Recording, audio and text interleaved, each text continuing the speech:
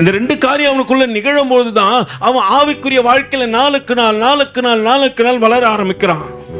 நம்ம கேட்பதோடு கூட விட்டு விடக்கூடாது. ஏதோ சண்டே வரும், சர்வீஸ்ல என்ன பண்றோம், நாங்களும் கலந்து கொள்றோம் பிரதர், நாங்களும் வார்த்தை கேட்கிறோம். என்ன பேசுறாரு கர்த்தர், என்னிடத்துல என்ன பேசுறாரு, எதையோ ஒரு காரியத்தை என்னிடத்துல பேச விரும்புகின்றபடியினால் தானே இந்த நபர்களை கொண்டு வந்து என் முன்னாடி நிற்க வச்சு என் வாழ்க்கையை மாற்ற விரும்புகின்ற தேவன் பேசி கொண்டிருக்கிறாரு. அவர் என்ன பேசுறாருன்னு கவனித்து கேளு. அல்லேலூயா. அதனை கவனிக்க கூடாதபடிக்கு ஒரு வாழ்க்கை வாழ்ந்தனா நான் சபைக்கு வருவது அர்த்தமற்ற காரியமா இருக்கிறது. அல்லேலூயா. நான் சபையில வந்து பிரதர் நான் பைபிள் தூக்குறது பெருசு இல்லை பிரதர், பைபிள் எல்லாரும் தூக்கலாம், யார் வேணாலும் பைபிள் தூக்கலாம், பைபிள் தூக்குறதுன்னு ஒரு காரியம் கிடையாது.